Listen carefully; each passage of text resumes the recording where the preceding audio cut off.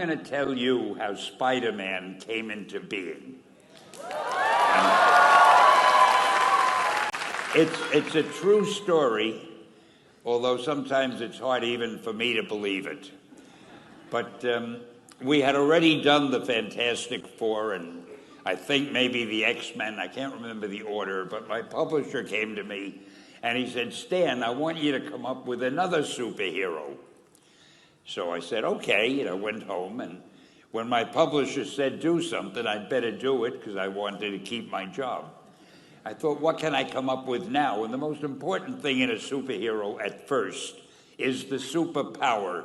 Once you get that, everything else comes along. So I thought, what power will I give a new guy? And I saw a fly crawling on the wall. And I said, hey, if I could get a superhero that could stick to walls and crawl on them, man, that would be cool. And no, I'm lying to you. I don't think the word cool was in use then. I probably said it'll be groovy. I'll never lie to you. So I thought that was good. Now I needed a name. So I said, well, let's see, Fly Man, Mosquito Man. I got down to Spider-Man. Spider-Man. It just sounded dramatic. So, okay, I had my hero, I had his power, his name, and then I figured just for fun, I'm going to give him personal problems, because except for you people who are that your lives are perfect, but most other people have personal problems. And then I thought I'd make him a teenager, because there were no teenage superheroes that I knew of at the time. So armed with all that wonderful material, those great ideas, I ran into my publisher's office and I told him.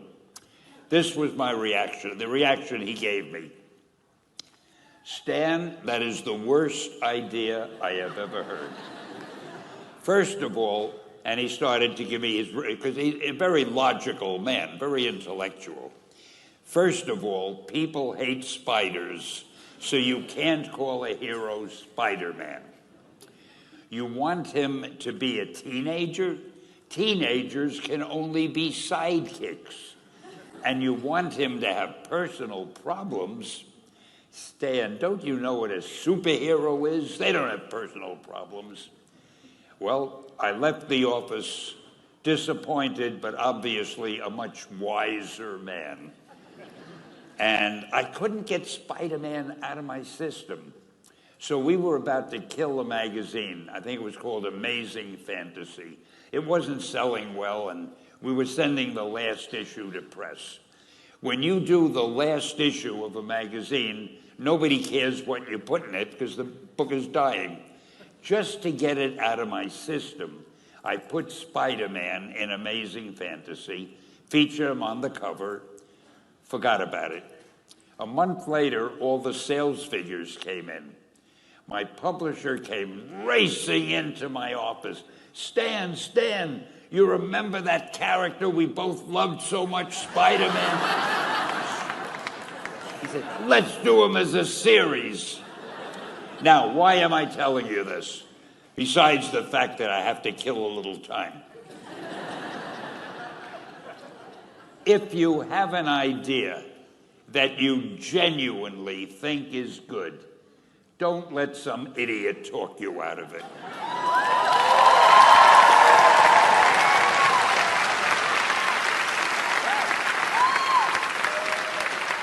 Now, that doesn't mean that every wild notion you come up with is going to be genius, but if there is something that you feel is good, something you want to do, something that means something to you, try to do it. Because I think you can only do your best work if you're doing what you want to do, and if you're doing it the way you think it should be done, and if you can take pride in it after you've done it, no matter what it is. If you can look at it and say, I did that, and I think it's pretty damn good. That's a great feeling. So don't let idiots talk you out of something that you think is good.